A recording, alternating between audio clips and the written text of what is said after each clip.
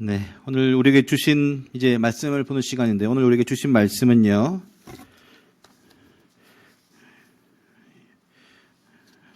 열왕기하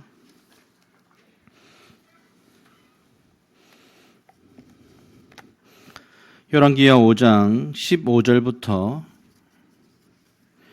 19절까지의 말씀입니다. 제가 지금 구약성경은 568페이지입니다. 열왕기하 5장 15절부터 19절 교독을 하도록 하겠습니다. 제가 먼저 읽겠습니다. 나아만이 모든 군대와 함께 하나님의 사람에게로 돌아와서 그의 앞에 서서 이르되 내가 이제 이스라엘 외에는 온 천하에 신이 없는 줄을 아나이다. 청하건대 당신의 종에게서 예물을 받으소서 하니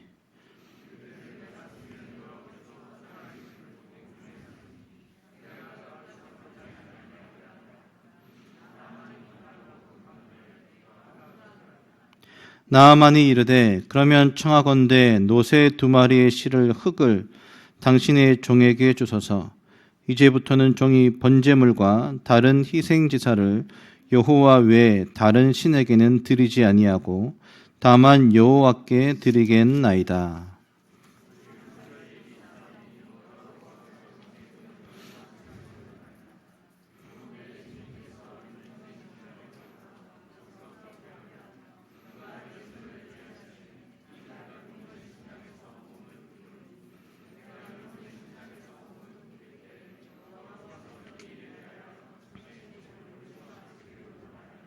(19절) 같이 읽겠습니다. 엘리사가 이르되 너는 평안히 가라 하니라. 그가 엘리사를 떠나 조금 가니라. 아멘. 하나님 나라로 본 열왕기서 3번째 신앙의 자리라는 제목으로 목사님 말씀 증거해 주시겠습니다.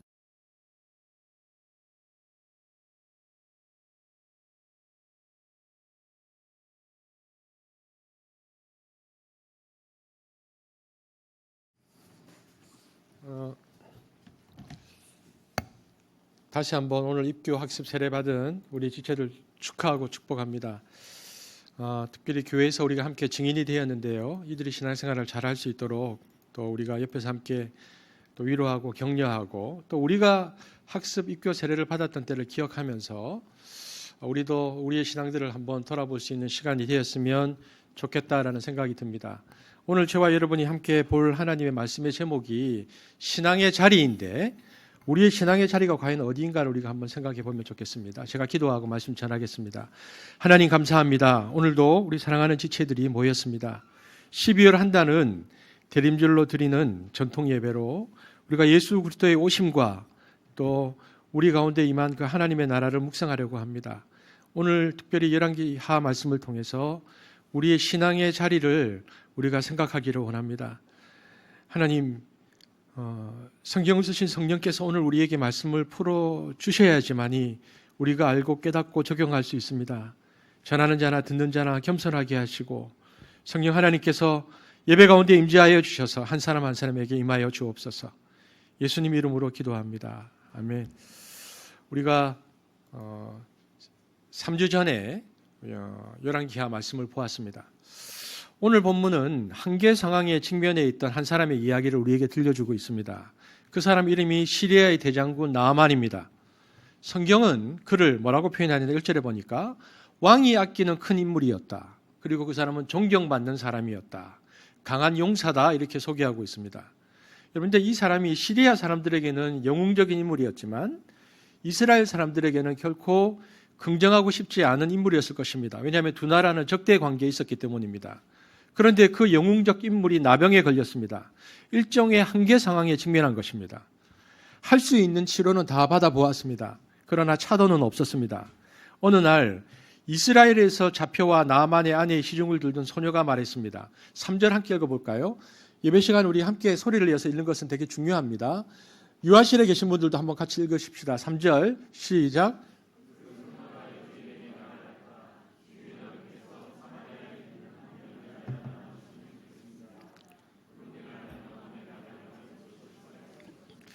인생의 가장 참담한 상황 속에 있었던 한 소녀가 가장 강력한 권력을 갖고 있던 남자를 측은히 여겼던 것입니다. 지푸라기라도 잡아야 했던 나아만은 그 가능성에 매달리고 싶었기에 왕에게 가서 허락을 구합니다. 왕은 기꺼이 허락했고요.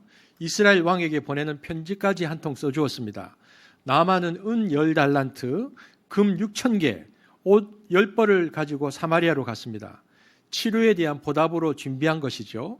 그는 가서 시리아의 왕의 편지를 이스라엘 왕에게 전했습니다. 5장 6절 함께 읽겠습니다. 시작.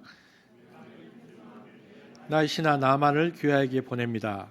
부디 그의 나병을 고쳐주시기를 바랍니다. 그 편지를 받아든 이스라엘 왕은 시리아 왕이 트집 잡아 싸울 기회를 찾기 위한 수작이라고 받아들였습니다. 표현은 정중하지만 해결할 수 없는 과제를 제시했기 때문입니다. 국력이 이스라엘이 더 강했더라면 코웃음 치면서 편지를 찢어버릴 수 있었지만 그럴 수도 없었습니다. 왕은 당혹감 속에서 속으로 전전긍긍하고 있었습니다. 왕이 옷을 찢으면서 괴로워하고 있다는 소문이 엘리사에게 들려왔습니다. 엘리사는 엘리야와 더불어서 초창기 예언 운동을 했던 대표적인 인물입니다. 그가 행한 이적은 예수님께서 베푸신 이적에 버금가는 것이었습니다. 엘리사는 왕에게 그 사람을 자기에게 보내달라 청하면서 8절에 이렇게 말했습니다. 이스라엘에 예언자가 있음을 그에게 알려주겠습니다. 이렇게 말했습니다. 다른 방도가 없었던 왕인지라 왕은 나아만을 엘리사에게 보냅니다. 나아만은 군마와 병거를 거느리고 보무도 당당하게 엘리사의 집 문 앞에 도착합니다. 과시적인 행동이었습니다. 그는 한계 상황 앞에 서 있으면서도 허세를 포기할 생각이 없었습니다. 그런데 엘리사의 반응이 예상 밖이었습니다. 처음에 나아만 장군이 엘리사에게 나왔을 때 엘리사가 보인 태도는요, 침묵이었습니다.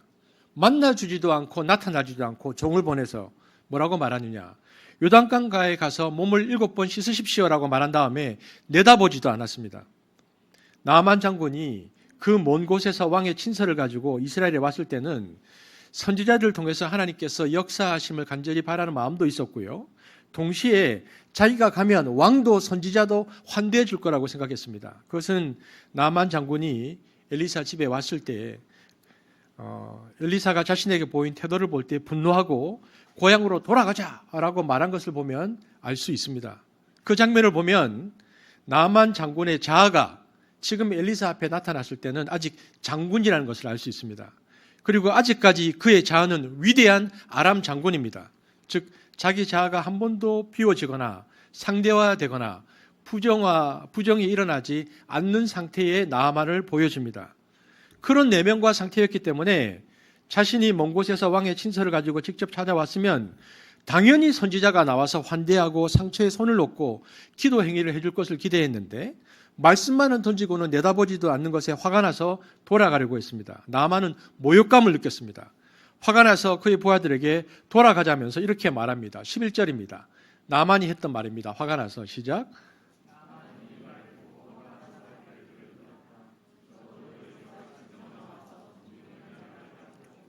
주 그의 하나님의 이름을 부르며 상처 위에 직접 안수하여 나병을 고쳐주어야 도리가 아닌가.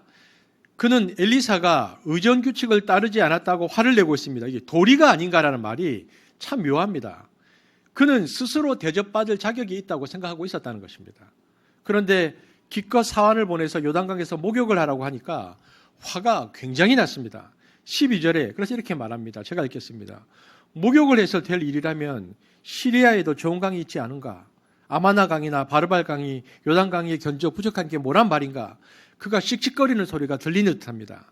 이때 하인들이 뭐라고 말하느냐? 13절에 보면 장군님 이보다 더한 일을 하려고 오지 않았습니까? 선지자의 말을 붙들고 요단강에서 한번 씻으십시오라고 말합니다. 만일 예언자가 훨씬 더 어려운 것을 요구했다 할지라도 응하지 않았겠느냐. 믿져야 본전이니까 목욕을 해보라고 사람들이 권합니다. 나아만은 마지못해 요단강에 들어가서 7번 몸을 담그고 목욕을 합니다. 7번 몸을 담그는데 한 차례 담글 때마다 몸에 변화가 있고 점진적인 개선이 일어나면 얼마나 좋았겠습니까? 전혀 그렇지 않았습니다. 그러면 한 번 들어가고 나올 때마다 절망감이 커지는 겁니다.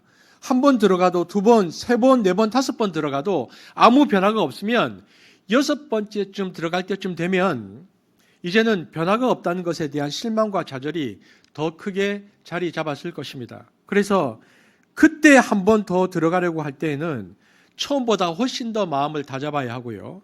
뜻을 다해서 의지를 모아야 한 번 더 들어갈 수 있는 상황에 이릅니다. 여러분, 왜 이게 필요하냐? 그때쯤 되었을 때에는 장군으로서의 나아만, 위대한 인물로서의 나아만은 사라집니다. 그리고 대신 벌거벗은 문둥병자, 하나님의 은혜가 없으면 썩어 죽어져 가야 하는 죽음의 존재인 자기 자신만 발견하게 되는 것입니다. 그래서 나아만은 6번, 7번째 들어갈 때 더 깊은 절망을 느끼고 있습니다. 그래서 7번째 들어갈 때에는 장군으로서의 자아가 아니라 가난한 마음, 가난한 자아로 변합니다. 하나님 앞에서 죽음의 존재인 실존적인 자아를 발견하면서 오직 하나님의 은총만 희망으로 마지막 붙들고 자신을 올려놓는 그런 마음으로 들어갔을 것입니다. 여러분, 물은 99도까지 전혀 움직이지 않습니다. 100도가 되면 끓기 시작합니다. 질량의 변화가 오죠. 저는 신앙도 마찬가지라고 생각합니다. 하나님은 우리들의 마음이, 우리들의 뜻이, 우리들의 성품이, 주님을 향한 믿음이 하나님이 원하시는 어느 순간까지를 차기를 기다리시고요. 그래서 빨리 응답하지 않으시는 하나님입니다. 여러분, 성경에 그런 예는 정말 많습니다. 이스라엘 백성이 여리고성을 돌 때에도 마지막 7바퀴까지 돌았을 때 그때의 마지막이 무너지지 그 전까지는 조금도 무너지지 않았습니다. 가나 혼인 잔치에서도 물이 포도주로 변할 때 주님이 하신 말씀을 끝까지 따라서 항아리 6에 물을 다 채우고 떠서 갖다 주러 갈 때에도요, 변화가 없었는데, 즉 들고 가는 동안에도 여전히 물은 포도주로 변하지 않았습니다. 그러면 언제 물이 포도주로 변했는가? 원문을 보면 갖다 주었더니라고 되어 있는데 이 동사의 시제가 부정과거형입니다. 무슨 말이냐면, 그래서 일부 주석가들은 하인의 손에서 물이 연회장의 손으로 건너가는 그 순간에 포도주로 변했다, 이렇게 주석합니다. 그렇습니다. 연회장의 손으로 건너가는 순간 물이 포도주로 변했습니다. 이스라엘이 요단강을 건널 때도 마찬가지입니다. 여호수아서 3장 15절 16절에 보면 궤를 맨 자들이 요단에 이르며 궤를 맨 제사장들의 발이 물가에 잠기자 곧 위에서부터 흘러내려서 물이 그쳤다고 되어 있습니다. 그래서 요단강에 궤를 맨 자들이 발을 잠기기 직전까지는 어떤 변화도 일어나지 않았습니다. 여러분, 하나님께서 이렇게 역사하시는 이유는 우리의 신앙이, 우리의 전 인격, 우리의 전 존재가 실리는 신앙이 되기를 기다리시는 하나님이기 때문에 그러합니다. 나만도 그 과정을 통해서 마지막 7번째 들어갈 때는 정말 가난한 심령으로 오직 하나님만 의지하고 전 존재를 투사하면서 강물에 순종하고 들어갑니다. 그랬을 때 호련히 피부가 갑자기 어린아이처럼 변했다고 되어 있습니다. 오만함을 내려놓자 생명의 기적이 일어난 것입니다. 여러분, 여기서 우리가 한 가지 주목해야 할 것이 있습니다. 여기 우리 종훈 형제도 계신데 의사 선생님이 딱 계십니다. 그래서 이 본문에 대해서 더 우리가 그렇게 공감할 수 있는데 이것이 점진적인 개선이 아니라는 것에 주목해야 합니다. 우리 태영 목사님하고 제가 그 어렵다는 그 코로나에 2번 걸렸습니다. 그래서 지금 우리가 회복 중에 있습니다. 사람은 이렇게 회복이 점진적으로 회복됩니다. 왜냐하면 인간의 치유는 점진적인 과정을 거칩니다. 점진적인 개선을 동반합니다. 하지만 하나님의 치유는 뭐냐? 다릅니다. 항상 곧 즉시 변화가 일어납니다. 하나님의 치유의 특징은 그래서 창조적 치유라는 것입니다. 창조주의 치유입니다. 여러분, 창조적 치유의 특징이 무엇인가? 누가복음 4장 38절 39절 큰 소리로 함께 읽겠습니다. 시작. 예수께서 일어나 회당에서 나가사 시몬의 집에 들어가시니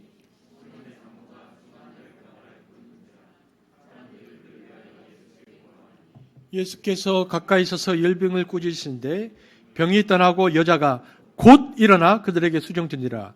예수님이 열병을 꾸짖으셨다. 그게 뭐 말라리아인지 콜레라인지 모릅니다. 그런데 예수님이 열병을 꾸짖으셨습니다. 그러자 열병이 즉시 떠나고 여인이 즉시 일어나 수종들었다. 여러분, 인간이 고치면 즉시 일어나면 안 됩니다. 어떻게 조금 전까지 누워있던 사람이 열이 40도 넘어서 펄펄 끓던 사람이 바로 일어나서 예수님께 수종듭니다. 수종듭니까? 회복 기간이 필요합니다. 그런데 성경에 보니까 여인은 즉시 수종들기 시작했다. 예수의 치유 방식은 인간의 치유 방식과는 다른 신적인 창조주의 치유였기 때문에 즉시 회복되는 일이 일어났음을 의사인 누가가 그것을 보면서 신기하다. 어떻게 이런 일이 일어났지? 그래서 곧이란 단어를 넣은 것입니다. 여러분, 죽은 나사로가 부활할 때도 마찬가지입니다. 이미 죽은 지 사흘이 되어서 시체 썩는 냄새가 났다고 되어 있습니다. 뇌도 다 상했습니다. 창자도 다 썩었습니다. 동공도 다 썩었습니다. 이 모든 장기들이 다 썩었습니다. 그런데 다시 살아납니다. 무엇입니까? 새 창조입니다. 창조주로서의 이적이 임해야만 살아나는 것입니다. 그래서 성경에 나오는 모든 이적을 보면 창조 이적이라는 것을 알 수 있습니다. 그것을 통해서 하나님은 단순히 이적이 아니고 자신이 누구인가를 보여주시는데 그분은 구원자이시며 동시에 창조주시다. 그것을 보여주는 이적의 본질, 성경이 그것을 말해주고 있는 것입니다. 이 이적은 예수님께서 부활 승천하신 다음에 성령이 임하고요, 초대교회 사도들에게도 같이 나타납니다. 사도행전 3장 6절에서 8절입니다. 함께 읽겠습니다. 시작. 베드로가 이르되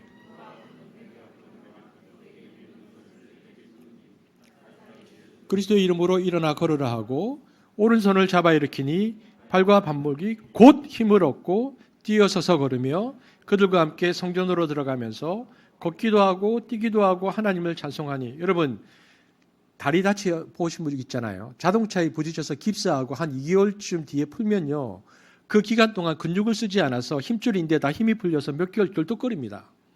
그런데 이 사람은 날 때부터 안전병입니다. 날 때부터 신경이 다 말랐고 근육이 다 쪼그라들었고 인대는 있는지 없는지도 모르는 사람입니다. 그런데 나사렛 예수 이름으로 걸으라 했는데 있었던 일은요, 창조주이신 하나님의 권위와 능력이 선포되는 순간에 누가 순종했는가? 다리의 신경들이 순종했습니다. 모두 다 하나님이 만든 세포입니다. 피조물입니다. 신경이 연결되고 인대가 붙고 근육이 일어나서 원래로 회복되었습니다. 그래서 안진뱅이가 전에는 일어나 볼 생각도 안 했는데, 해보려고 했어도 조금도 움직이지 않았던 다리였는데 베드로와 요한이 손을 내밀어서 잡아당기면서 일어나 걸으라고 할 때 그 순간에 다리에 힘을 주었더니 순식간에 발목이, 인대가, 신경이, 근육이 일어나면서 마치 트랜스포머 로봇이 일어나는 것처럼 일어나더니 뛰고 성전으로 들어가 버렸다. 이게 창조적 치유입니다. 그래서 여러분, 오늘 성경에 보면 나아만이 창조적 치유를 경험한 것입니다. 창조적 치유. 갑자기 7번째까지 변화가 없다가 7번째 들어갔다 나왔더니 갑자기 어린아이처럼 피부가 바뀐 것입니다. 이 창조적 치유를 경험한 나아만은 군대와 함께 자기 나라로 돌아가지 않고 다시 엘리사에게로 돌아옵니다. 그것이 오늘 본문입니다. 그가 돌아오는 목적은 분명합니다. 첫 번째, 엘리사에게 감사를 표시하고 아까 우리가 성경 본문에 보면 읽었던 그 예물들을 바치고 싶은 겁니다. 이 하나님 은총을 체험하고 나니까 뭔가 드리고 싶은데 엘리사를 통해서 하나님께 드리고 싶은 것입니다. 너무 감격해서 회군을 해서 엘리사의 집으로 돌아왔습니다. 경외심에 사로잡힌 그의 앞에 비로소 엘리사가 모습을 드러냅니다.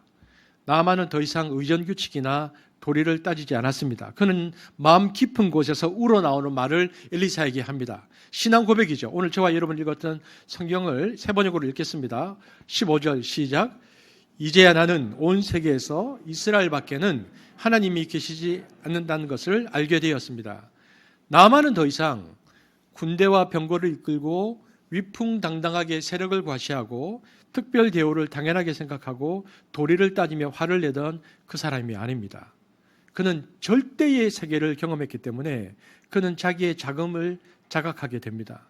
그렇게 그는 자신을 15절에 보면 예언자의 종으로 지칭하면서 준비해온 선물을 받아달라고 엘리사에게 부탁합니다. 그런데 너무 감격해서 선물을 받아달라고 할 때 그를 맞이하는 엘리사의 태도가 굉장히 흥미롭습니다. 엘리사가 이렇게 말합니다. 16절 시작. 그러나 엘리사는 내가 섬기는 주님께서 살아계심을 두고 맹세하지만 나만이 받아달라고 다시 권하였지만 엘리사는 끝내 거절하였다. 선지자는 단호하게 거절합니다. 제일 처음에 나만이 엘리사를 만나러 왔을 때 엘리사의 첫 번째 태도는 침묵이었습니다. 만나주지도 않은 것입니다. 그런데 두 번째는 뭐냐? 거절입니다. 즉 나만 장군을 대하는 엘리사의 태도가 쌀쌀맞고 차갑고 굳어 있습니다. 단호한 거절입니다. 여러분, 저는 엘리사처럼 못할 것 같습니다. 누가 우리 교인이 하나님 만나게 되었다고 간증하면서 막 예배당을 들으면서 막 얘기하면 저도 손잡고 감사하면서 같이 노래하고 기도할 것 같은데 엘리사는 아주 냉정하게 예물도 안 받는다. 센 분입니다. 나만이 강권합니다. 받아달라고 강력히 요청해도 아니야 못 받아 그냥 가. 냉정한 거절의 태도를 보입니다. 그러자 17절에 거절하는 엘리사 앞에서 나만이 자신의 신앙을 다시 한번 고백합니다. 근데 이번에는 다른 신앙을 고백합니다. 어떤 신앙인가? 그러면 예물을 드리는 신앙을 넘어서서 예배를 드리는 신앙을 고백합니다. 자, 한번 같이 읽겠습니다. 시작. 나만이 말하였다. 정그러시다면 낙이 2마리에 실을 만큼의 흙을 예언자님의 종인 저에게 주시길 바랍니다. 예언자님의 종인 저는 이제부터 주님 외에 다른 신들에게는 번제나 희생제를 드리지 않겠습니다. 그가 뭐라고 얘기하냐면 그러면 지금부터 오직 하나님께만 제가 예배를 드리겠습니다라고 이야기합니다. 그런데 예배를 드릴 때 엘리사에게 뭘 요청하느냐? 이스라엘 흙을 가져가겠다는 겁니다. 낙이 2마리에 실을 만큼의 흙을 가져가게 해달라는 것입니다. 그 흙은 하나님의 큰 사랑 안에 받아들여졌던 기억의 장소를 떠올리게 하는 것입니다. 여러분, 고대 사회에서는요, 하나님이 나타나고 임재하신 곳을 거룩한 곳이라고 여겼습니다. 이것을 광야 성소라고 얘기합니다. 창세기 12장 6절에서 8절에 보면 아브라함도 가나안 땅에 들어갔을 때 만물이 상수리 나무 아래에서 하나님께서 임재하셨습니다. 이에 아브라함은 자기에게 나타나신 여호와를 위하여 그곳에 단을 쌓았다. 이렇게 말합니다. 이 광야 성소입니다. 야곱도 베델에서 사닥다리 환상을 보고 하나님 임재를 체험하고 나서는 이곳은 하나님의 집이다. 베델, 엘은 하나님이고 베트는 집이라는 뜻인데요. 그리고 그곳에 제단을 쌓았죠. 읽어볼까요? 성경 18절, 19절, 창세기 28절 시작.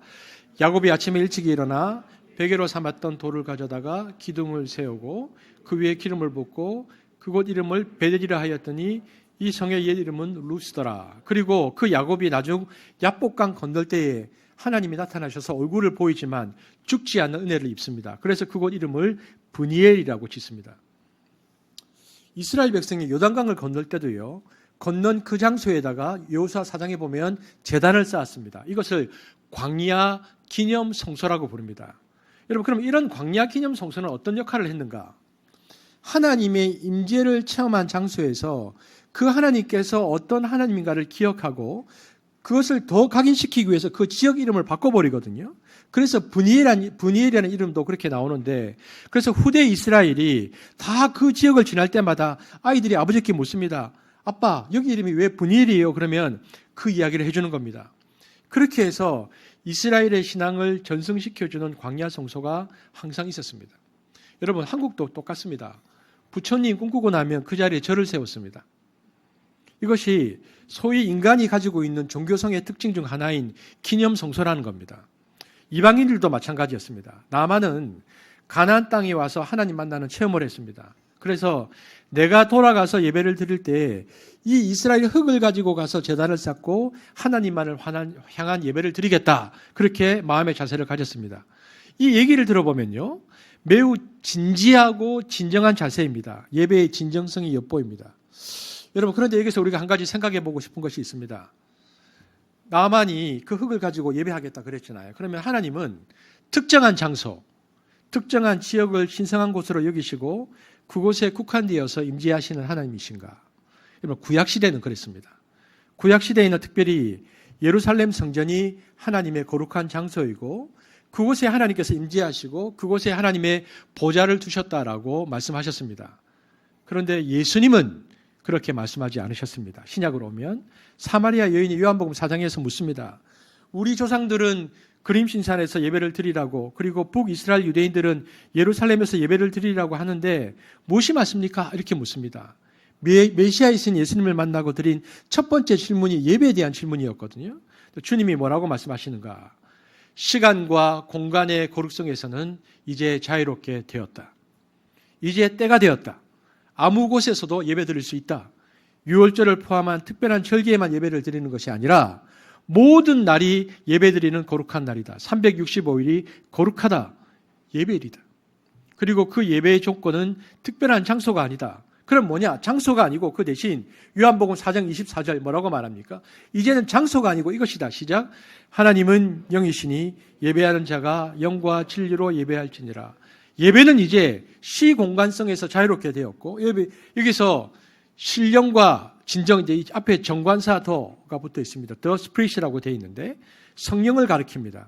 정관사가 붙으면 성령입니다. 그리고 진정은 The True, 말씀을 가리킵니다. 그러니까 성령 안에서 말씀으로 예배를 드리는 자는 시 공간에 상관없이 어느 때 어느 곳에서도 예배드릴 수 있다. 그 말씀에 의해서 예배의 시 공간성은 해체됩니다. 그래서 예루살렘 성전이 오늘날 우리 기독교인들에게는 아무 의미가 없습니다. 그곳에만 기도를 받으시는 분이 아닙니다. 그렇지만 여러분 화면을 보면 유대인들은 지금도 그 통곡예배 앞에 가서 기도합니다. 그 무너진 돌벽 붙들고 무섭게 기도합니다. 그러나 우리는 시 공간성에서 자유롭게 되었습니다. 오직 성령 안에서 하나님의 임재 안에서 말씀으로 경배할 때에 하나님이 그 예배를 받으시고 우리를 예배자로 인정하십니다. 한국 교회는 예배당을 구약처럼 자꾸 돌아가서 성전이라고 부르는 곳이 있습니다. 이것은 신학적으로 크게 잘못된 것입니다. 신약 시대에 살면서 구약 시대의 사고로 돌아가는 것입니다. 여러분 한국 교회 초대 교회 목사님들 기록을 보면요. 예배당을 성전이라 부른 적이 없습니다. 예배당, 교회당, 뭡니까? 집당자를 써서 교회가 모이는 집. 그러니까 우리 교회도 마찬가지입니다. 한습교회 예배당, 이게 정확한 표현입니다. 성전은 없습니다. 이제는 그리스도 안에서 성전은 해체되었습니다. 그런데 왜 자꾸 성전이라고 말할까요? 예배드리는 장소에 특별한 거룩성을 부여하고 싶은 인간의 종교성의 발로입니다. 제가 말씀드렸지만 지난번에 제가 첫 번째 전도사로 했었던 30년 전 일입니다. 거기는요, 교회가 어떻게 되어 있냐면 지하 주차장 밑으로 교회가 본당인데 주차장을 대면 밑에 본당인데 그러니까 이게 강대상에 이렇게 서 있으면 위에가 주차장이에요. 근데 그 강대상 위에 주차장에 차 못 되게 했어요. 어떻게 설교를 하는 그 거룩한 곳에 차가 될 수 있냐? 차를 못 되게 했다고. 왜냐하면 성전 개념이 있어서. 자, 이게 특별한 걸 부여하고 싶은 거죠. 질문해 보겠습니다. 여러분, 우리 교회 문이 있죠. 이 현관문 안이 거룩합니까? 밖이 거룩합니까? 안에만 거룩하고 밖에는 거룩하지 않습니까? 그러면 교회당 전체가 거룩하다면 앞에 나가면 한숙교회 그 있잖아요. 그 입간판 있는 데까지만 거룩합니까? 여러분 그런 것은 없어졌습니다. 우리가 정돈할 것은 하나님이 자기 자신을 만나는 방편을 두 가지로 주셨습니다. 옛날에는 장소였지만 지금은 장소가 아닙니다. 첫 번째는 그 하나가 조금 전 우리가 살펴보았던 말씀과 성령입니다. 말씀과 성령, 하나님 만나는 첫 번째 방편. 말씀과 성령 외에 하나님이 역사적으로 쓰신 방식이 하나 있는데 말씀을 드러내고 말씀을 기억하게 하는 방식으로 심볼, 상징이라는 것이 있습니다. 여러분 교회는 거룩한 상징이 많습니다. 자, 교회에 어떤 상징이 있습니까? 여러분 저는 가운을 입지 않습니다. 제가 일부러 입지 않습니다. 제가 성례식을 할 때 보통 가운을 입는데 제가 가운을 입지 않는 이유들이 특별함과 그렇지 않음을 이제 제가 그 구별함을 좀 없앤다는 그런 좀 더 의미로 제가 가운을 입지 않은데 목사님이 예식을 할 때 있는 예복이 있습니다. 그리고 가장 대표적인 상징이 우리는 이제 트리 때문에 십자가를 뗐네요. 십자가입니다. 아이고, 이 십자가는 예수님의 죽으심과 부활을 기억하게 하는 하나님의 방편입니다. 이 방편이 좀 떨어졌습니다. 여러분 캐톨릭에서는 이것을 사용해서 믿음을 아주 강화시키는데 목걸이 많이 십자가, 병든 사람, 귀신 들린 사람에게 십자가를 대면 반응을 보이곤 합니다. 이것이 사람들 마음속에 있는 믿음을 강화시키고 기억하게 하는 도구의 상징이죠. 그러면 그 십자가에 주님이 임재해 계시는가? 그렇지 않습니다. 여러분 캐톨릭 예배 미사 참석해 보시면 알지만 들어갈 때 성수를 찍고 들어오거든요. 그러면 그 물 가운데 주님이 임재하시니까 그렇지 않습니다. 요즘 코로나 때문에 다 없앴습니다. 감염될까 봐. 안 합니다. 그 모든 것을 심볼, 상징이라고 하는데 상징이 뭐냐? 상징은요. 의미는 있는데 실제가 없는 겁니다. 주님이 실제로 거기에 임재하시지는 않습니다. 미닝, 의미만 있을 뿐입니다. 그것을 가지고 돌이키는 것입니다. 하나님에 대한 기억을 되살리고 돌이키는 상징입니다. 상징일 뿐이죠. 의미만 있습니다. 그런데 그 외에 실제로 하나님께서 임재하는 것이 있다는 겁니다. 의미만 있는 것이 아니라 하나님의 임재가 있는 것, 이걸 성례전이라고 합니다. 하나님의 임재가 있다고 믿고 고백하는 성례적인 대표가 무엇이냐? 그것이 오늘 저와 여러분이 베풀었던 세례입니다. 세례와 성찬입니다. 개신교는 주님이 실제로 임재하신다 믿는 두 가지의 고백이 있는데요. 그것이 세례와 성찬입니다. 그래서 이 임재라는 것은 하나님께서 실제로 임재하시기 때문에 실제로 영적으로 존재하시는 거기 때문에 그 임재를 알지 못하고 믿음 없이 함부로 대하면 문제가 생깁니다. 그래서 초대교회는 성찬을 함부로 행하다가 심지어는 너희 중에 잠자는 자들도 있나니 죽은 자들이 있었습니다. 성찬을 함부로 하다가. 고린도전서 11장 29절에서 30절입니다. 읽겠습니다. 시작. 몸을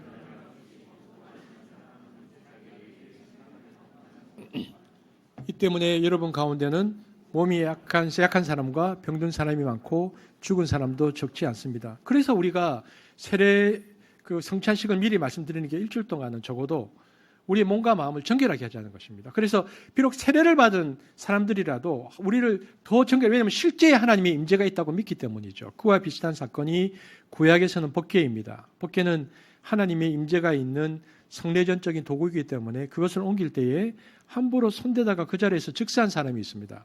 역대상 13장 10절 웃사가 궤를 붙들었으므로 주님께서 웃사에게 진노하셔서 그를 치시니 그가 거기 하나님 앞에서 죽었다. 이처럼 여러분 성례전과 상징은 다릅니다.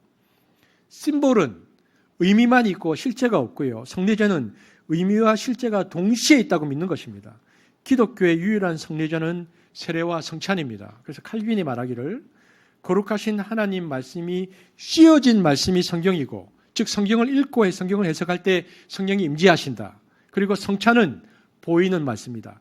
떡과 잔에 임재하신다. 떡과 잔을 받을 때에 떡과 잔 가운데 임재하시는 주님이다. 여러분 성육신 하셔서 물질화 되실 수 있는 분이라면 그 하나님이 떡과 잔에도 임재할 수 있다는 믿음을 가지고 주님의 살과 피로 여겨서 그것을 받는 것입니다. 그럴 때는 의미만 받아들이는 것이 아니라 주님의 실제를 자신의 존재 안에 받아들이는 행위, 이것이 성찬입니다. 여러분 그럼 제가 질문해 보겠습니다. 오늘 나만이 흙을 가져간다. 이것은 심볼입니까? 성례전입니까? 성례전은 아니죠.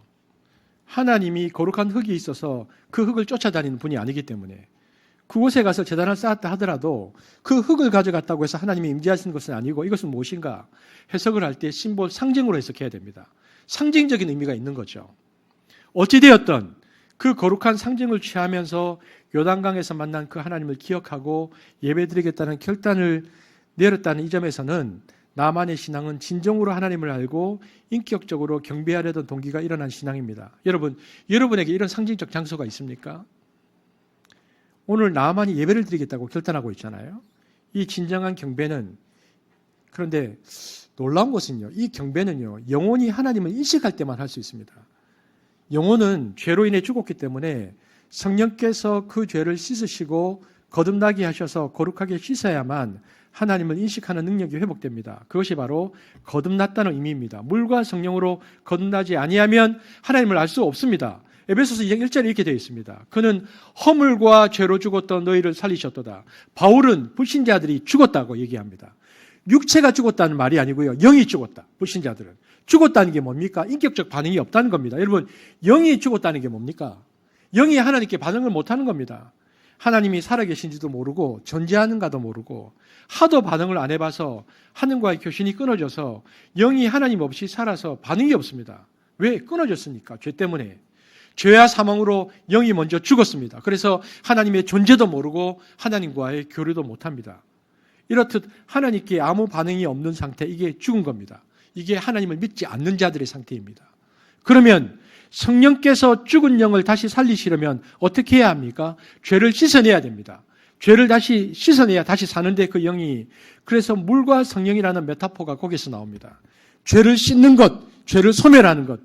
성령이 세례의 물처럼 죄를 씻는 정화 역할을 해서 죄가 씻겨야지만 이제 드디어 하나님을 인식하게 되어지고 하나님께 인격적인 반응이 시작된 사람만이 진정한 예배를 드릴 수 있습니다. 여러분, 이런 측면에서 보면 나아만은 거듭난 것 같습니다. 개신교 신학시대 용어로 제가 바꾸면 이런 얘기입니다. 그는 하나님을 만났고 알았고 하나님을 아는 영이 되어서 진정한 예배를 드려야 되겠는데, 인식이 일어났으니까, 자기 땅에 가서 하나님의 임재를 기억할 수 있는 것이 아무것도 없으니까 이스라엘 흙을 노새에 잔뜩 싣고 가서 가정제단을 만들고 그곳에 여호와 하나님만을 향한 참된 예배를 계속 드려야 되겠다라고 생각한 것입니다. 이런 정도의 신앙 고백을 하면 엘리사가 아주 기뻐해야 합니다. 그런데 오늘 본문에 보면 여전히 침묵 속에서 아무 말을 안 합니다. 표정도 하나도 안 바뀝니다. 예물을 거절한 엘리사가 예배를 드리겠다고 진정한 신앙을 고백하는데도 까딱하지 않습니다. 그래서 이 엘리사의 태도가 매우 이상합니다. 그러므로 사실 오늘 본문에서 우리가 주목하고 묵상해야 할 대상은 어떤 의미에서는 나아만이 아니고 엘리사입니다. 엘리사가 도대체 왜 이럴까? 왜 이렇게 꼼짝도 하지 않는 것일까? 그런데 이런 엘리사의 태도가 갑자기 풀어지면서 차가웠던 얼굴 표정이 바뀌고 따뜻해지는 모습으로 변하면서 나아만에게 반응을 하는데 그것이 19절입니다. 19절에 엘리사가 갑자기 바뀝니다. 보겠습니다. 시작. 엘리사. 한마디로 샬롬입니다. 축복, 축도를 하기 시작합니다. 갑자기 손을 들고 그 차갑던 엘리사가 왜 이렇게 차갑게 굳어졌었고 무반응이고 침묵으로 일관했던 거부했던 엘리사가 이렇게 하나님의 샬롬을 선언하며 나아만을 향하여 축도를 할까? 바로 18절의 나아만의 그 고백에 변화가 일어난 것입니다. 이것이 오늘 저와 보는 신앙의 자리의 그 자리입니다. 하나님이 성령 안에서 성도의 삶에 대한 반응을 하는 임계질량이 18절에 찬 것입니다. 18절이 나아만이 하나님의 반응이 일어나는 진정한 신앙의 핵심인데요. 한번 볼까요? 18절 고백입니다. 시작. 오직 한 가지 일이 있사오니 당신의 종을 용서하시기를 원하나이다. 곧 내 주인께서 림몬의 신당에 들어가 거기서 경배하며 그가 내 손을 의지하심에 내가 림몬의 신당에서 몸을 굽히오니 내가 림몬의 신당에서 몸을 굽힐 때에 여호와께서 이에 대하여 당신의 종을 용서하시기를 원하나이다 하니 이 고민과 갈등이 시작됐단 말입니다. 무슨 말이냐면 이런 겁니다. 이제 내가 드디어 여호와 하나님을 만났고 그가 거듭나서 하나님에 대한 인식도 생겼는데 이 하나님을 향하여 예배드려야 되겠고 하나님을 만난 장소는 이스라엘 흙을 가져다가 제단을 쌓고 여호와께 예배를 드려야지. 엘리사 사도에게 그것을 허락해 달라고 요청해야지. 그리고는 예배에 대한 감격으로 그가 새로워졌는데 근심이 스물스물 속에서 올라오는 겁니다. 믿고 종교적으로 하나님께 대한 신앙 고백을 하는 것은 문제가 없는데 그 다음 생각해 보니까 삶의 문제가 만만치 않은 것입니다. 그것을 그가 깨달은 것입니다. 이 당시는 전부 국가신 제도입니다. 림몬은 바알신의 시리아식 이름입니다. 바알 숭배의 한 유파인데 림몬은 시리아의 국가신인데 그러니까 신사 참배하는 것처럼 공무원은 의무적으로 림몬 신에게 절해야 됩니다. 여러분 고대의 국가신 제도는 한마디로 통치 이데올로기고 지배자의 통치권을 종교적으로 바꾸어서 온 사람들에게 무릎 꿇게 하는 방식입니다. 대부분 왕들은 자신을 신의 아들이라고 여겼습니다. 그래서 신에게 숭배하는 것은 바로 그 황제에게 숭배하는 것과 같은 것입니다. 우리가 다니엘서를 봤는데 느부갓네살이나 다리오나 다 그런 것들을 통치 수단으로 좋아했고요. 예수님 당시에는 가이사 숭배, 황제 숭배가 바로 로마 제국의 통치 이데올로기가 종교화된 상태입니다. 일제 시대에 우리가 신사 참배로 그것을 겪었습니다. 이런 것들을 하는데 거부할 수가 없습니다. 여러분 이전에 학교 다녔으면 국기에 대한 경례 여러분 잘 모르죠. 국기에 대한 경례했습니다. 가다가도 5시 되면 서서 국기에 대한 경례했었어야 됩니다. 나만의 고민이 시작됐습니다. 내가 하나님을 만나서 하나님만을 예배하고 싶은 마음이 깊어져서 하나님을 섬겨야 될 터인데 문제는 내가 지금 돌아가면 림몬 신당에 가서 내가 왕과 함께 거기에 경배해야 되는데 내가 경호실장이니까 이를 어떻게 해야 되나. 아무리 생각해도 안 할 수가 없는 겁니다. 어쩔 수 없이 해야 한다는 상황을 인지한 겁니다. 본문에 보니까 뭐란 말입니까? 이 일에 대하여 당신의 종을 용서하기를 원하나이다. 내 마음의 중심은 하나님을 경외하기로 결심했습니다. 그러나 어쩔 수 없이 림몬의 신당 앞에서 절할 수밖에 없습니다. 용서해 주십시오. 이런 자세를 딱 보이니까 오늘 본문을 보니까 엘리사의 반응이 확 바뀝니다. 그 이전까지는 침묵과 거절로 차갑게 굳어있던 엘리사가 진정으로 뜨거운 반응을 보이는 것입니다. 저는 이 엘리사의 태도가 매우 중요한 태도라고 생각합니다. 여러분 예수님도 이와 비슷한 태도를 보이셨습니다. 예수님 당시 종교 지도자 바리새인들은 사람들이 죄를 지을 때 죄를 짓는 사람의 갈등과 어쩔 수 없음과 삶의 고민을 전혀 고려하지 않고 인식하지 않았습니다. 대신 율법을 범했다, 죄를 지었다 이런 관점에서만 바라보면서 OX 게임을 했습니다. 쉽게 정지하고 쉽게 단정했습니다. 그러면서 점점 정교화되고 율법화되고 비인간화되었습니다. 이것을 제사장적 비인간화라고 얘기합니다. 오랜 교회 생활을 한 목사님들과 장로님들에게 이런 현상들이 일어납니다. 주일학교 출신들에게 이 일들이 많이 일어납니다. 이것이 바리새화라는 것입니다. 조심해야 됩니다. 예수님께서 어떻게 하셨는가? 가늠하다가 현장에서 잡혀온 유인이 왔을 때 용서해 주시는데 뭐라고 말씀하시는가? 가서 다시는 죄짓지 마라. 죄라는 것을 주님도 분명히 인정하십니다. 그러나 어쩔 수 없이 살면서 범죄한 그 죄, 한때 유혹에 넘어가서 친 그 죄와 그 죄에 대해서 끌려와서 정죄당하는 인간의 고뇌를 불쌍히 여기시고는 저 사람들처럼 나도 너를 정죄하지 않고 심판하지 않겠다. 너희 죄를 용서하겠다. 다시는 죄를 범하지 말라. 이것이 우리 예수님의 태도입니다. 죄인에 대한 주님의 아주 인간적 이해, 그 갈등을 알고 따뜻하게 격려하고 일으켜 세우시는 주님이십니다. 저는 교회 목회자들이 이 태도를 가져야 한다고 생각합니다. 오래 목회를 하다 보면요, 단답형으로 OX로 가기가 쉽습니다. 만약 나만 장군이 와서 저한테 와서 누가 우리 성도가 와서 목사님, 제가 다니는 직장의 사장님이 불교 신자인데 매일 월요일마다 예불을 행합니다. 저 안 하면 쫓겨납니다. 어쩔 수 없이 하게 되는데 오늘 예배 마치고 내일 또 예불을 해야 됩니다. 월요일마다 목탁 치는 거 용서해 주세요. 그러면 제가 그거 무슨 소리예요? 빨리 그 직장에서 나오시오. 그러면 제가 바리새가 되는 겁니다. 예수님이라면 어떻게 하셨을까? 오늘 엘리사라면 어떻게 반응했을까? 그 권위와 갈등을 충분히 이해합니다. 그래서 OX로 답하지 않습니다. 사지선답형이 아닙니다. 대답의 대신 긴 논술형입니다. 무슨 얘기입니까? 여러분, 인간의 삶이라는 게 다 회색지대라는 것을 아십니까? 하얀 지대, 까만 지대라는 게 없습니다. 이분법이 아닙니다. 다 섞여 있습니다. 태어나서 죽을 때까지 긴 회색지대를 통과하는 겁니다. 저와 여러분도 회색인입니다. 우리 육체 안에 죄가 있고 거듭났어도 여전히 죄의 뿌리가 있어서 죄와 섞여서 갈등하며 살아가는 회색인입니다. 회색인으로 회색지대를 살아갈 때 가져야 할 태도가 무엇입니까? 조금이라도 밝은 곳에 1% 올리는 싸움을 하는 겁니다. 이런 완전 성화라는 것은 우리 세계 중에 없습니다. 완전 깨끗한 공동체, 깨끗한 사회 이런 거 없습니다. 코로나 바이러스로 지역 감염이 되는 것처럼 우리 모두는 죄의 바이러스로 인해서 다 감염되어 있습니다. 그래서 남은 싸움은 무엇인가? 어떻게 하면 앞으로 살아가면서 조금이라도 더 검은색 1%를 지어내고 갈수록 더 성화되고 깨끗한 삶을 살 수 있는가? 이 고뇌만 남는 것입니다. 그런데 어떨 때는 죄라는 것을 알면서도 무릎 꿇어야 할 때가 있습니다. 그래서 양심에 걸리고 갈등이 됩니다. 그리고 그것을 저항할 힘이 없다는 것을 압니다. 그래서 주님께 먼저 용서를 구하는 상태가 있습니다. 주님, 제가 어쩔 수 없이 무릎 꿇게 되었습니다. 용서해 주세요. 바로 이렇게 고뇌하는 나만의 모습을 볼 때 엘리사가 그것을 보고서 저것이 진짜 신앙이다. 저것이 진짜 살아있는 신앙이다. 연호가 물길을 영유하는 것처럼 시대와 문화와 사회 구조 속에 있는 이 악들에 대하여 가지는 영혼의 고뇌를 본 것입니다. 그리고 저것이 진짜 신앙이다. 그래서 엘리사는 단답형으로 옳다 그르다라고 대답하지 않고 너는 회색 지대에서 회색인으로 살아가는 싸움이 시작되었다. 그래서 이렇게 말하는 것입니다. 앞으로 긴 고뇌의 삶을 너는 살게 될 것이다. 너의 인생의 끄트머리까지 가는 갈등과 고뇌의 길에 내가 해줄 수 있는 말은 옳다 그르다가 아니다. 대신 오직 샬롬이다. 그러면서 하나님의 평안이 내 영혼을 지배하기를 기도할 뿐이다 얘기합니다. 여러분 아주 묘한 태도입니다. 저는 여기에 엘리사의 인간성이 보입니다. 그리고 인간의 삶을 깊이 들여다보시는 하나님을 볼 수 있습니다. 하나님은 저와 여러분의 삶에 대해서 OX로 쉽게 정죄하지 않습니다. 저와 여러분의 갈등을 아십니다.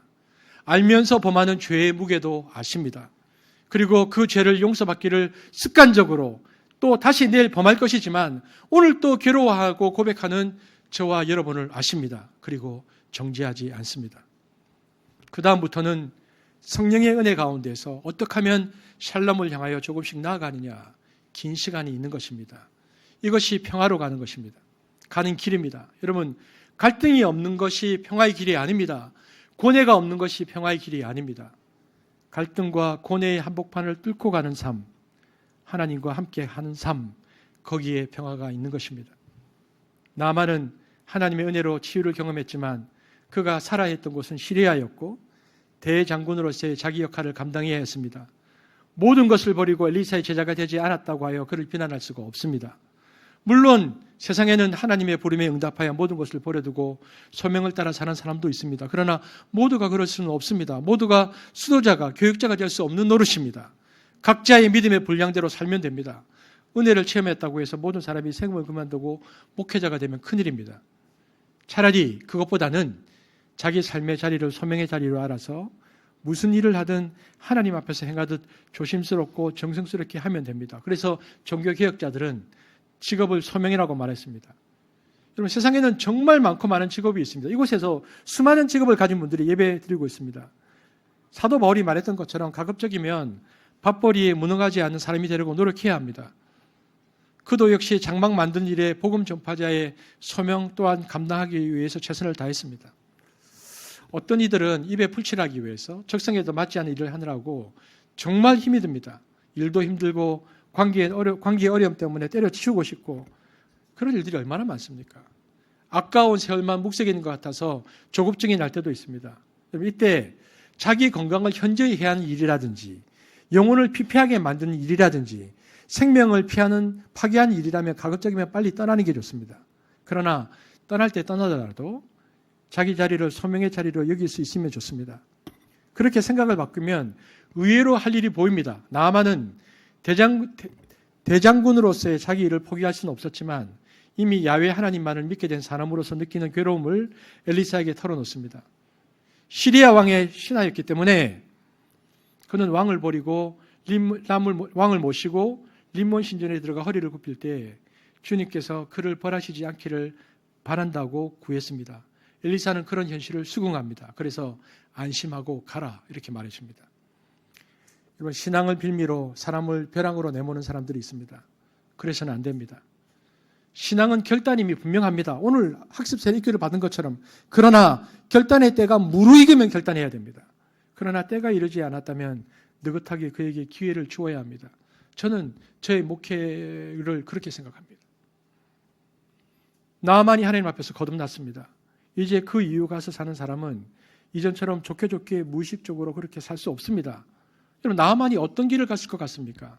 성경은 말하지 않습니다. 나아만이 그 후에 시리아와 이스라엘 관계에 어떤 영향을 끼쳤는지 알 수 없습니다. 분명한 것은 그는 절대의 세계 앞에 서본 사람으로서 자기 한계를 명확하게 자각하며 살았을 것입니다. 이스라엘의 요단강가에서 가져간 흙을 어디에 두었는지 알 수 없지만 그는 그 흙을 보며 자기가 누구인지 누구에게 속한 존재인지를 늘 자각했을 것입니다. 여러분에게 그런 것이 있습니까? 하나님의 은혜를 상기시키는 그런 것이 여러분의 책상 위에 있습니까? 저는 교회가 바로 그런 경험의 현장이길 바랍니다. 여러분의 삶의 자리가 곧 주님의 뜻을 수행하는 현장이 되기를 바랍니다. 오늘도 내일도 주님은 우리를 통해 망가진 세상을 고치려 하십니다. 그 아름다운 뜻을 기쁨으로 받아들일 수 있기를 바랍니다. 서 있는 삶의 자리, 바로 그곳에서 할 수 있는 일을 시작하십시오.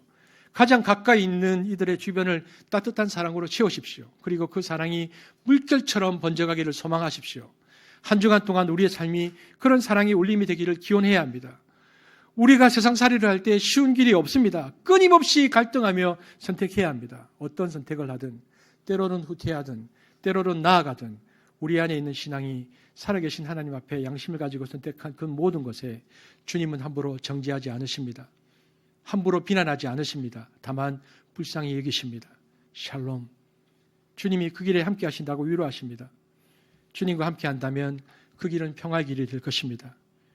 회색지대를 걸어가며 우리가 고뇌하며 자신의 한계를 자각하며 고민하며 그 길을 걸으면 내가 어떤 선택을 하든 샬롬으로 함께 하신다고 말씀하십니다. 하나님은 나의 딜레마를 아시고 그 자체를 축복하십니다. 이것이 하나님께 가는 길입니다. 주님과 동행하며 평화의 길로 영생 끝까지 걸어가는 저와 여러분 되시기를 주의 이름으로 축복합니다. 사랑의 하나님 감사합니다. 우리의 신앙의 자리는 완전한 성화가 없습니다. 회색지대를 지나야 하고 갈등과 고민 가운데 있어야 합니다. 그러나 내가 고민하면서 1%라도 하나님 입장에서 올리기 위한 노력을 하면 주님은 샬롬으로 우리와 함께 하십니다. 그 신앙의 자리에서 하나님과 동행하는 하나님의 사람들이 될 수 있도록 축복하여 주옵소서. 예수님 이름으로 기도합니다. 아멘.